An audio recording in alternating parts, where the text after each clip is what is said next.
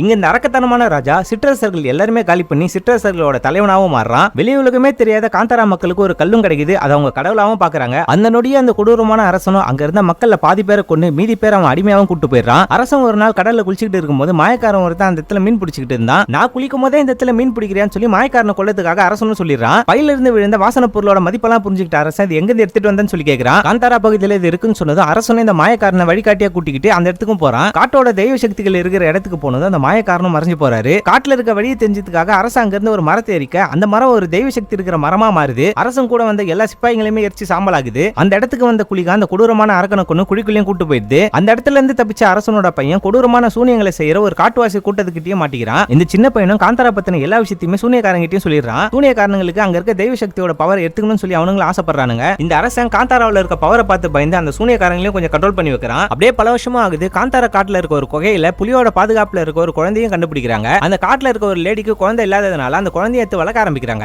அரசனுக்கு ரெண்டாவது ஒரு பெண் குழந்தையும் பிறகுது. அது அசைவில்லாமே இருக்குது. அங்க இருந்த சூனியக்காரியோட கைப்பட்டதுமே அந்த குழந்தைக்கு உயிரும் வருது. அந்த சூனியக்காரியா அந்த குழந்தைக்கு பால் கொடுத்தும் வளர்க்குறாங்க. இவங்க விளைய வைக்கிற பயிரை 3 பங்கா பிரிப்பாங்க. ஒரு பங்கு கடவுளுக்கும் இன்னொரு பங்கு பிரம்மராட்சசனுக்கும் ஒரே ஒரு பங்கு மட்டும் தான் இவங்க யூஸ் பண்ணுவாங்க. இந்த அரசனுக்கு வயசானதுனால அவனோட பையனுக்கு பட்டாபிஷேகம் பண்ணிடுறான். இவன் சரியான போதகையா இருக்கான். ஃப்ரெண்ட்ஸுங்களோட சேர்ந்து காந்தாரால போயிட்டு வேட்டையெல்லாம் சொல்லி கிளம்பிடுவான். அந்த இடத்துல இவங்களோட சிப்பாயும் செத்து போறாங்க. அங்க இருந்து அரசனும் எஸ்கேப் ஆயிடுறான். அங்க வந்து சிப்பாங்க எல்லாருமே ஹீரோவோட கேங் மொத்தமாவே காலி பண்ணிடுறாங்க. இதுக்கப்புறம் இந்த காட்டுல இந்த மக்களை அந்த பைத்தியக்கார ராஜா என்னென்னலாம் பண்ணான்றதை அத்த வீடியோல சொல்லிடுறேன். தேங்க்யூ.